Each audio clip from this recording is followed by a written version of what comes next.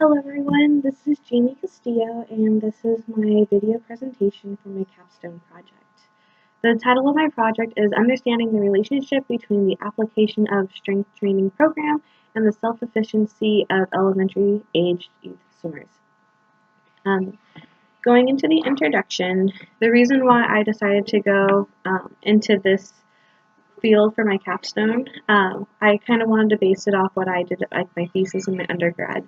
So a little bit of background information is I did my thesis on sports specialization in youth athletes, which is pretty much saying, starting a child off really, really young in a sport so that way they can be amazingly good when they get to college or the professional realm. So they have a better chance. And realizing that that wasn't necessarily the case. So because I'm a swim coach and because I had done my thesis on that, I wanted to see about strength training. So you have a lot of youth athletes, maybe they participate in a bunch of different sports, or maybe they only participate in one, but how do you integrate strength training into their lifestyle or into their program and make it appropriate, because it's such a controversial issue. So you can see on my slide 2 that due that there is a lot of different controversial reasons, because is it appropriate? Will it be detrimental to the child's overall development, because they are still growing in many different aspects? And then also, being that they're swimmers, how does that come into play? As a swimmer myself, I didn't participate with strength training programs growing up, and I started competing at the age of 10. It wasn't until high school and college that I really have a strength training conditioning, but I didn't even have that during season. So how does that play a role? Because now, if you look at USA Swimming, which is our national swim team organization, a team cannot be recognized as a USA swim team unless they have a strength and conditioning program already implemented. So kind of understanding how this works. And so you'll look at the other bullet point that there is a lack of research on how strength training affects swimmers, and especially youth swimmers. Going into the purpose statement, so I really wanted to see the confidence levels, because confidence and anxiety really does play a part in swimming, because not only are you racing someone, so it's definitely a mental state, you're trying to beat your own time, regardless of the other swimmers that are in the pool with you. And so, being a swimmer myself and knowing I had anxiety issues when I was competing, and knowing other teammates and other friends on different teams that they struggled with anxiety, would strength training help promote a better mindset, or with all like the different like injury part components, or will it hinder it? Will it cause a little bit more of a less confidence level? Also looking at parents, on the parent side, a lot of parents don't know about strength training. They know that adults participate in it. They really don't know how a youth athlete can participate in it, especially when it's an aerobic sport such as swimming. I wanted to look at that, and over a strength training program, how can this survey kind of help us understand the levels and the confidence levels and the approval levels of the parents. Moving on, I also wanted to do like a qualitative. I did quantitative, and then I also did a qualitative component, and I wanted to see what the swimmers thought would make them better swimmers, because that's kind of like the why. Why are their confidence levels so low, or why are they so high? What would make them better? So I wanted to ask that component as well. Going on to slide 3, we'll start talking into the literature review section. So the first one I did was the effects of resistance training on the youth. So going over this, I wanted to see a study that really showed the component of strength training and youth athletes. And so in this one particular, there was a group of elementary school kids. There was a controlled group that only participated in strength training during like the regular PE, what they normally had. Another group participated in strength training only for a limited amount of time. Another one participated in a longer period of time. So let's say almost the entire year versus a month versus none. And they looked at their they did several different like muscular tests, like strength training tests, to see the before and the after. And so what they noticed is that um, there wasn't a huge variance between all three, but the one like their levels kind of like stayed together. The one that didn't do the strength training, they still progressed, but they you can see that specifics weren't progressed. The ones that were in the month-long program, they definitely increased their strength, but then it dropped back down at the end of the year, where the long-term progressively continued. So understanding that if you are going to implement a strength training regimen, you're going to have to keep up with it. You can't just do it for a limited amount of time. Going on to the next one is the correlation between self-confidence and sports performance. Because my capstone project is looking at the confidence levels of these youth athletes, I wanted to have a study that looked at this part. And so what this study did was it took D1 football players and they took their confidence level. It was really looking at their sports performance and their confidence level. So they did their strength and strength test, like how much they were squatting, and then they also evaluated their confidence. So they were like, how well do you think you can perform your squats? Rating from 1 to 10. And so they wanted to see, did the confidence levels change, and did their squats change throughout the off season? Because this was after this football season had already ended. And so what they noticed was that even though the improvement in their strength was getting better, their confidence levels were not. So there wasn't really a correlation between those two components. Which going into the swim part, while I didn't look at their performance necessarily saying like, oh, this swimmer got better and their confidence got better, I did want to see if there was a correlation there as well. Going into the next slide, slide 5, another literature review, it was understanding cognitive reason to fitness performance. Now this one wasn't any type of elite athletes, nor was it youth athletes. So what they did was, but I wanted to see the qualitative component because most of the studies I had already read were very qualitative, looking at strength training and how it affected the muscles. But I wanted to see how strength training affected the mind, so to say. So in this particular case study or project or study research, they took individuals at a World Masters game. So there's this big competition going on, and the World Masters is for older individuals. So they got they asked a series of 30-minute questionnaires, and they didn't particularly pick one or another.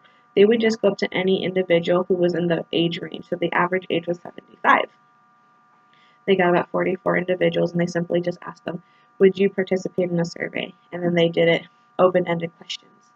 And so what this showed was that like why like the older set of athletes, why they were still competing, and how they felt that they needed to change their strength training regimen to accommodate their athletic performance. And doing this, they had a bunch of different themes, and so it really showed how the method, for me, taking it from my capstone project, was the methodology and how that worked. And so the overlaying theme was that, if they don't use it, they're going to lose it. So if you're not using your body, you're not using your muscles, your muscle structure and the physiology of your body is really just going to, start to dwindle away. You're not going to be as strong. Another was to get them out of the house, to be able to just perform normal functions. You see a lot of elderly individuals who are not able to do everyday tasks like tie their shoes, walk a long distance. And so progressing their strength training to their age so that they can still compete was something that was very important. So that kind of gave me the why and formulated how my own project was going to go. Going on to slide 6, we have the methods and procedures. So what I did, being that I am a swim coach, I did utilize my own swim team. And we do a strength training program, but it hasn't necessarily been so compact. So what we did is I surveyed about, I surveyed 15 swimmers as well as their parents.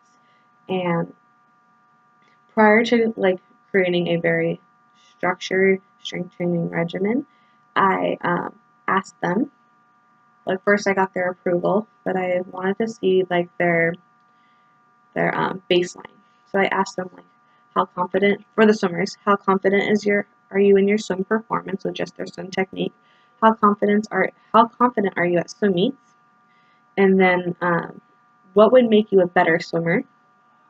That was just for the swimmers. And then for the parents, I asked them, what age range or what age do you think it's appropriate for a youth athlete to start participating in strength training, as well as did they approve of their swimmers. I didn't ask them any type of qualitative questions, but I will get back to that during the later slides. So these surveys asked those series of questions. I took 3 different surveys. One was the pre, so before the strength training regimen really took place. One was in the middle, so after 2 weeks of participating, I asked them again, what rate confidence. I didn't let them know of their previous answers, but I wanted to say, what was your confidence level on your technique? What is your confidence level at swim meets if you were to have a swim meet today? I didn't ask them another qualitative question. And then I did another post survey. So after another 2 weeks, I did at the very, very end, ask the same exact questions. And I also asked the parents as well, those 2 questions in the middle and in the end, on what age range and if they approved. Then I collected it, and then the reason why I chose the methodology that I did was because I wanted to see the confidence levels, and because I couldn't test their performance in relationship to their confidence levels, I did want to see why the swimmers said the things that they said, or why they rated themselves so low, or why they rated themselves so high. I will go into the discussion at a later slide to explain kind of how I would better this, because I do think there's other questions that I would have liked to ask. Going on to slide 7, the results for my quantitative portions. So looking at that first column is the swimmer's confidence levels. And so I put down the average ratings. And so what you'll notice is that the pre-survey, the average rating was 3.9. What I kind of assumed was a high rating because it was on a scale of 1 to 5 of your confidence level, 1 being the lowest, 5 being the highest. 4 and 5 were high levels, where 1 through 3 were low levels. So they had a 3.9, so they're kind of like in the middle high, but their swim meet performance, which was pretty funny, there was a few swimmers where they had such low performance levels, but such high swim meet levels, like confidence levels. So you'll see that it's like a 4.3. So then what I did is I asked them again in the middle, and then you see that's a big drop. And well, again, this is going to go towards discussion, that I didn't ask why it had dropped. My assuming is that, 1, we didn't have a swim meet coming up, so there's different components that could have gone to it. And 2, possibly if a swimmer was sore, maybe they no longer felt confident in themselves. And then you'll look at the post-season, or the post-survey, and then their average rating goes up. There was also a lot more swimmers who had higher levels of confidence. And then you'll see that the swim meet performance, though, progressively, like it went down and then it kind of came back up, but it didn't exceed the original number. So that was kind of an interesting trend to watch. And then you can look over at the parent approval strength training section. And so, again, I set it up the same way I did the swimmer's confidence level, so you can get a basis.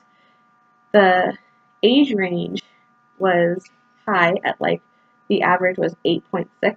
So in between 8 years old and 9 years old was the starting range for strength training. But 100% of the parents approved of their swimmers participating in this, even though several of the swimmers were younger than 7 years old. So that was kind of interesting to see. Now you get to the mid one, the age increased. So now it's at like an average age of 9. Um, and then their approval of their swimmers dropped significantly. It went down to 66.7%. Again, I think that this has to do with the level of soreness. Maybe um, the the strength training program was a little bit too hard. Um, some parts of that component, but we'll discuss that in a later slide. And then looking at the post-survey, everything kind of bounced back. So the age dropped again to 8.8, so it's almost the same as the original survey. And then the approval went up to 93%. So there is a lot of fluctuation. So I can't say that there's a lot of correlation to anything because we didn't ask the why from the parents. Moving on to slide 8, you'll notice that the results and the qualitative section. So how do the swimmers believe they can improve their performance?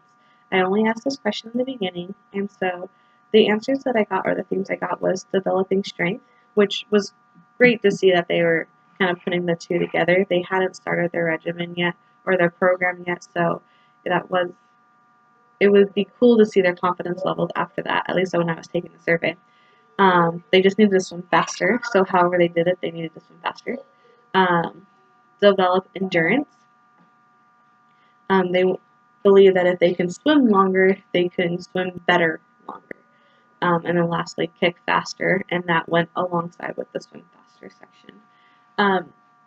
I did want to take this qualitative because this helps me kind of oversee, and because the group of athletes that I spoke to, that I did my presentation, were kids that were younger than 12 years old, so between the ages of 5 and 12.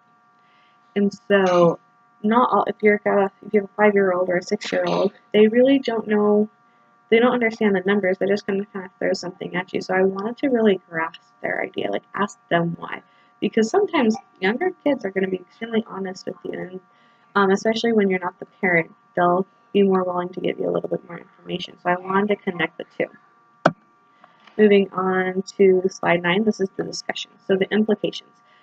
In my opinion, I think this is going to help students, athletes, coaches, physical educators, and parents.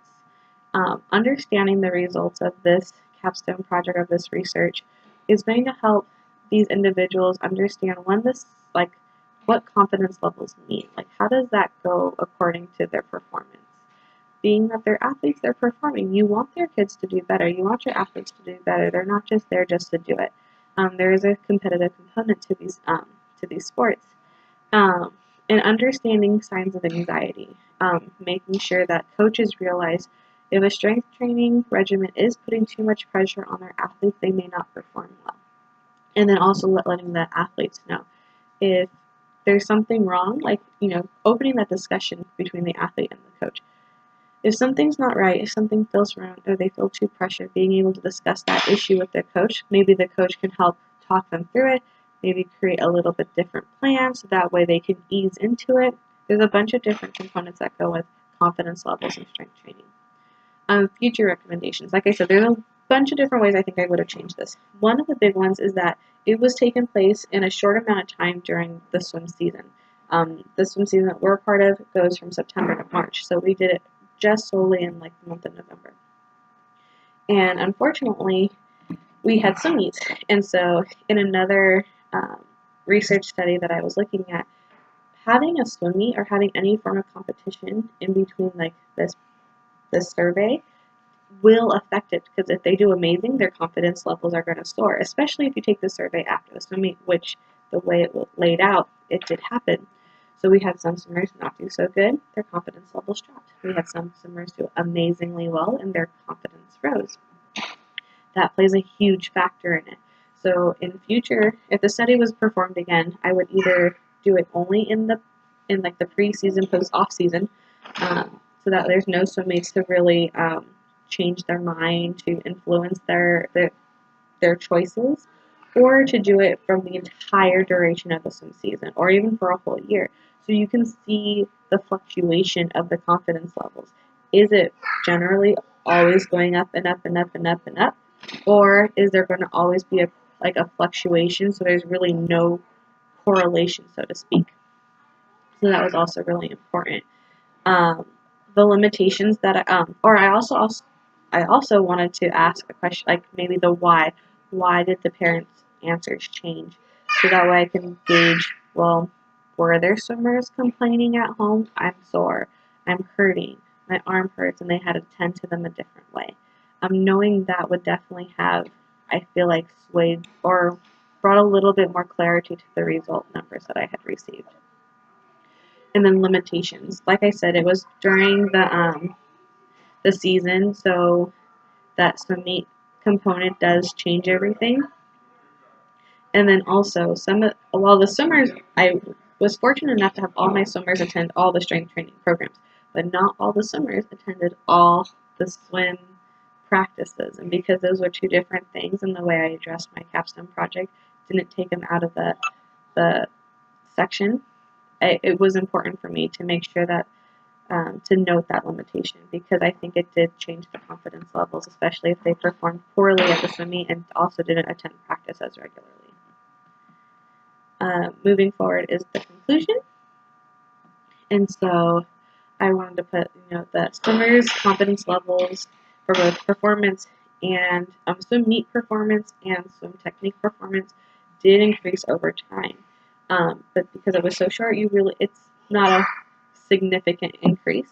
It was important to note that even though the ratings dropped, there was a higher number of swimmers with higher levels of confidence. So with that being said, maybe their overall rating was a little bit lower. More were saying 4s and 5s than they had originally said. Parents' approval ratings did drop as the time progressed, and the biggest drop to note in this project was that the biggest drop was between the pre-survey and the mid-survey. And I think that's because the training had just been implemented, and even though we had done strength training before, it wasn't a regular thing. So I think the muscles and the development of the muscles for these athletes did kind of change the results. But then there was a significant increase from mid to post. And I think that's when the muscles started getting used to strength training, the swimmers started getting used to it, and then we also had a swim meet, so that also changed how everything went.